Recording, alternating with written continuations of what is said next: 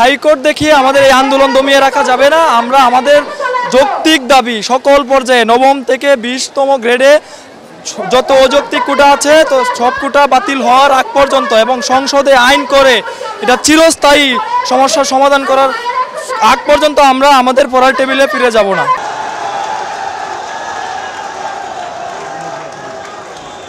আমরা ভেবেছিলাম যে জাতীয় সংসদে যারা প্রতিনিধিত্ব করেন তারা আমাদেরই প্রতিনিধি, তারা আমাদের পক্ষেরই লোক, কিংবা তারা সাধারণ শিক্ষার্থী কিংবা বঞ্চিতদের পক্ষের লোক। কিন্তু আমরা এখন তাদের ভূমিকা যেটি দেখছি সেটি আসলে অত্যন্ত দুঃখজনক এবং হতাশার।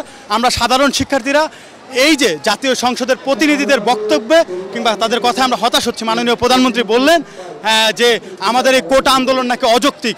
আসলে সেখানে বসে এই অনেক মন্তব্যই করা যায়, কিন্তু আমরা যারা আসলে সারা দিন রাত পড়াশোনা করে যখন চাকরির প্রতিযোগিতায় নামি, যখন দেখি যে আমার প্রতিযোগী হাজার হাজার লক্ষ লক্ষ, তখন আমরা বুঝি যে এটি আসলে কত প্রতিদ্বন্দ্বিতামূলক একটি জায়গা এবং সেইখানে এই কোটার বৈষম্য কতটা সাধারণ শিক্ষার্থীদের সাথে, অর্থাৎ যারা কোটার বাইরে রয়েছে তাদের সাথে কত বড় একটি অন্যায়। আমরা যারা এই মূলত ভুক্তভোগী তারাই আমরা জানি যে এটি আমাদেরকে কতটা বঞ্চনার শিকার হতে হয়।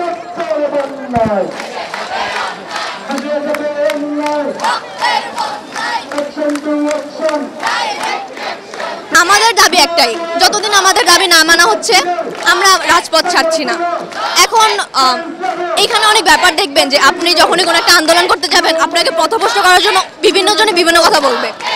আমরা কোনো কথাই কান দিচ্ছি না, আমাদের দাবি মানতে হবে যেই মানুষ।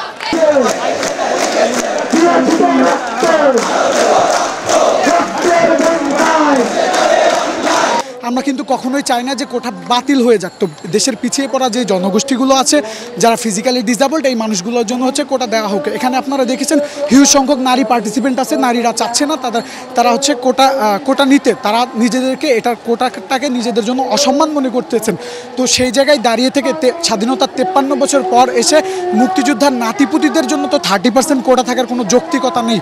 তো শুধু নারী কোটা না, যেসব হচ্ছে পিছিয়ে পড়া দেশের জেলাগুলো আছে তাদের নাকি বৈষম্য সৃষ্টি হবে। এই জন্য প্রধানমন্ত্রী বলছেন এখন আর এটা বাতিল করা যাবে না, এটা হাইকোর্টের বিষয়। তো 2018 সালে উনার পরামর্শে যখন হচ্ছে হাইকোর্ট থেকে এই রায়টা বাতিল করা গেল, তাহলে এখন কেন বাতিল করা যাবে না? আমরা চাচ্ছি কোটা সংস্কারটা হোক, যৌক্তিক কোটা যতটুকু থাকা দরকার থাকুক, বৈষম্যমূলক কোনো কোটা থাকবে না।